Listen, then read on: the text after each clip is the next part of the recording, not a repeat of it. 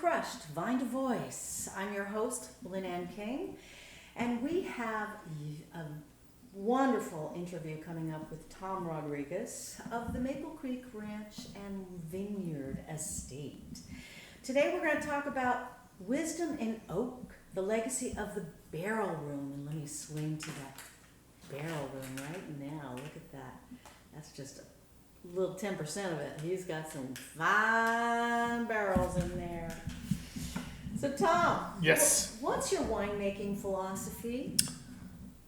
To take the best grapes I can get of that vintage and make the best possible wine out of that one vintage, basically, in a nutshell. Well, today we're talking about oak. So how do you know when the wine is ready to be bottled, or when it still needs time? Well, you could spend your lifetime studying oak barrels.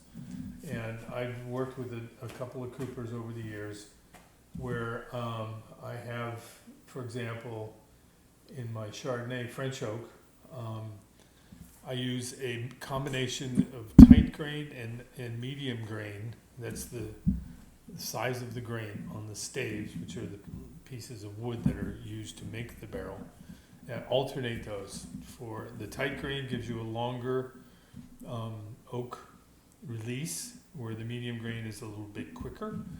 And so I use a combination of the two of those, and I toast it to what they call medium plus toast, meaning the inside of the staves are cooked with fire or toasted, and then the heads are not. You can get heads, that would be the ends of the barrels, can be toasted. Tends to be a little too toasty for my liking. And so anyway, once I've developed with the cooper the style of barrel I want, which I use mostly French for my Pinot Noir, Chardonnay, Cabernet Merlots, and then I will use an American oak for my Zinfandel. I prefer that on the Zin, because that's only typically about 11 months to a year in a barrel. Or the same with Chardonnay. Chardonnay is 11 months to a year, but my Cabs and Merlots go for anywhere from a year and a half to 5 years of aging. So when I decide to bottle, you're tasting all the time. After you've fermented the wine, it goes into barrel for aging. And for me, it goes by taste. When I feel that it's ready is when we decide to bottle. That's interesting, when it's ready. So you have to taste it and imagine the future in the bottle at the right time, because it's different. Yeah, and I use a cork closure for my bottle, not a screw cap. And that, because it allows the wine to age. And I age wine typically longer than most too, because I was taught, I collected French wine for about 35 years before I became a winemaker. And I like to age wine. I still have wine from my birth year, which is old. And if you sell our wine properly, it will age nicely. Not all wine ages perfectly, but California wines typically have a higher pH, which is ripeness, versus acidity. French wines have a higher acidity. Acidity equals longevity. A little more acid in the wine, you can tend to age it a little bit longer. But my Pinot Noir, for example, this one, we went a double gold on. I aged it for 4 years before I bottled it. Most Pinot Noir producers up here bottle it within 11 months. I released my 2019 2 years ago. I released my 2018 5 years in a barrel last year.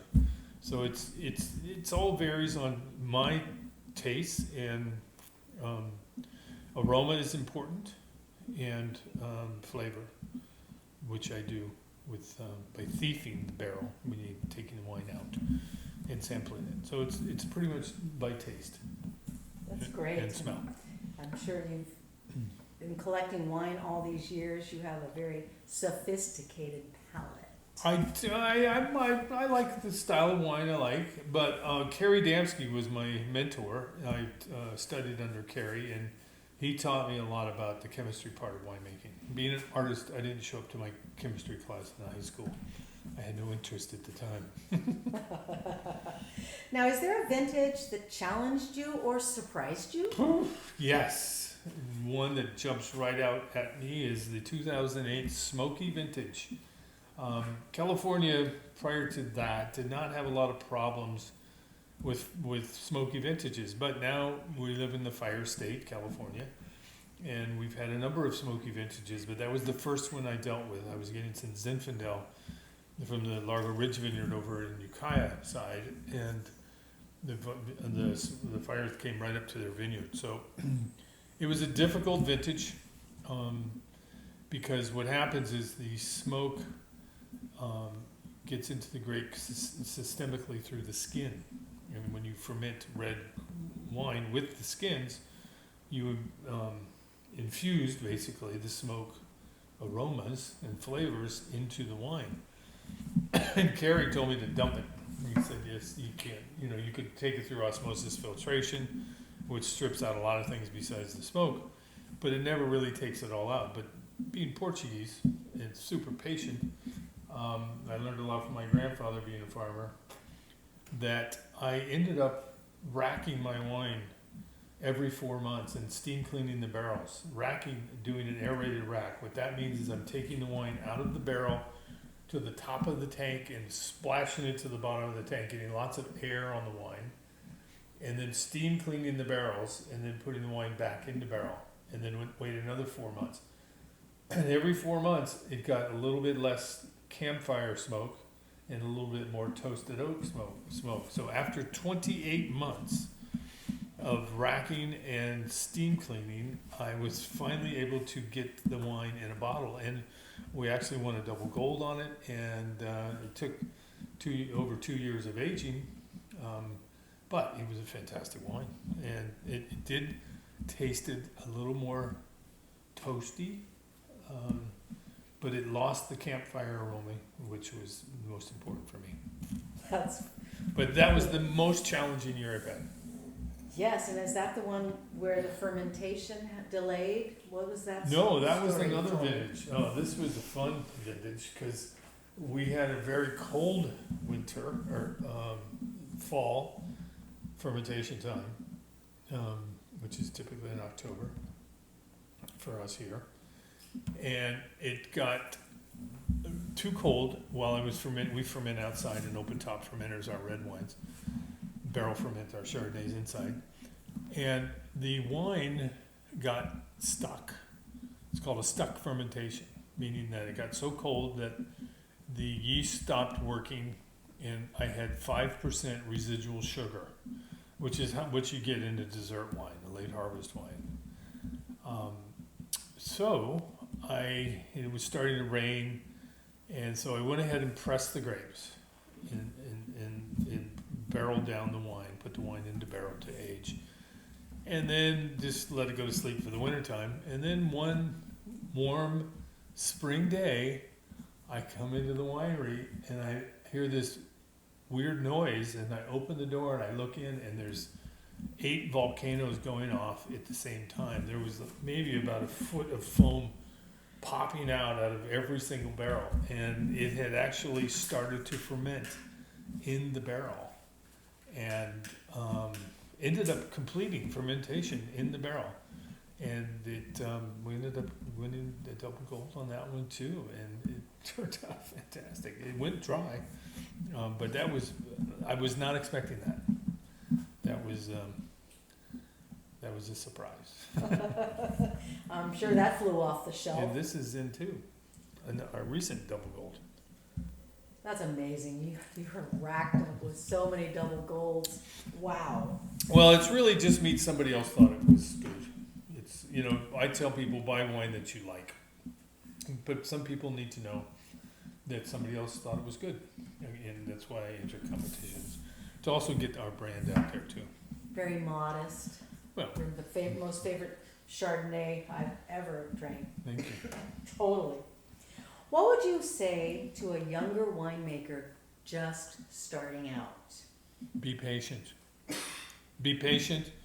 Pay attention to detail, and keep your hoses and barrels and your environment clean, because you can, if you don't steam clean your barrels in between vintages and keep a little SO2 solution in there when you don't have wine, which is sulfur, it will prevent bacteria from growing.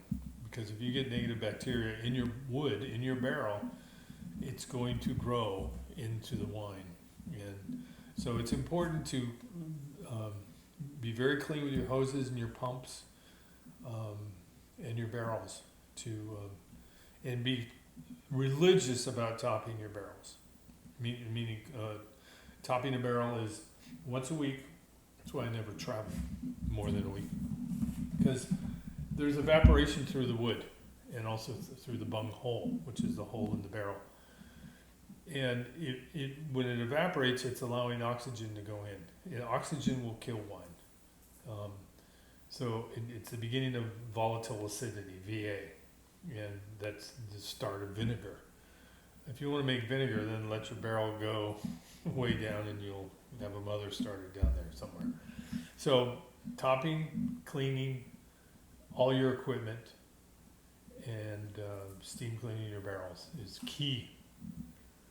That is fascinating. Yeah. What fastidiousness. Well, it's something that you train yourself to do these things, and it's repetitive. Being an artist, I get the work. It's repetitive, and that's when I start a canvas or I do a glass piece. It's repetitive movements over and over again.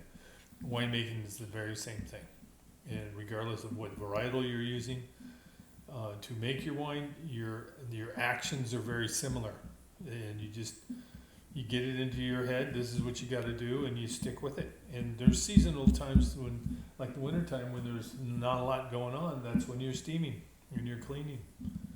But Right. every time you use your hose, you wash it immediately. Don't put juice through your hose before you ferment it and let it sit out in the sun. You're going to get bacteria growing in there. You got sugar that's going to get stuck in there. You want to rinse your hoses immediately and hang them to dry. And you've got the great water here. And we have great water here, yes. So there's such a trend of the steel finish versus the oak finish. Do you have anything to say about that? Well, I prefer oak for myself, especially with the Chardonnay, for example. I like a little bit of oak. I don't use, they're all barrel fermented, but I only have about 20 to 25% new oak.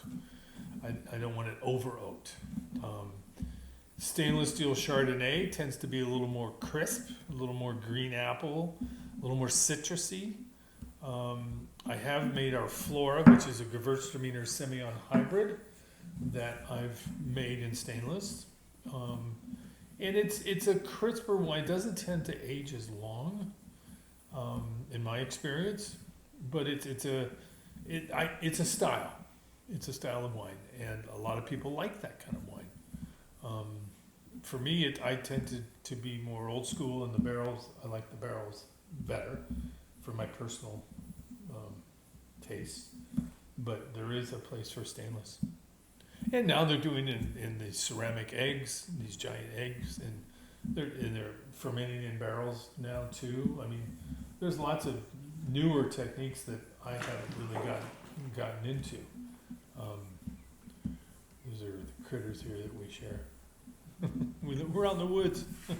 I want to see if I can get another peek into that. Oh, there it is. Yeah, that's that's one rack. You got a number of racks there. That's amazing. When I'm full, I only have about 270 barrels. We're a tiny winery. We're just a little boutique winery. But we can control the quality that way too. Well, thank you so much, Tom. You're It's been a welcome. pleasure to get educated Yeah. on my favorite Chardonnay in the It's world. fun, man. It's addictive. I mean, if you like to work with your hands and your mouth and your nose, winemaking is the right thing to do. All right. Plus, you have this in the end, Yes. which is Yes. the bonus. I think it is. Cheers. Thanks again for joining and Cheers. viewing Crushed Vine to Voice and our wonderful interview with Tom Rodrigues. Thank you.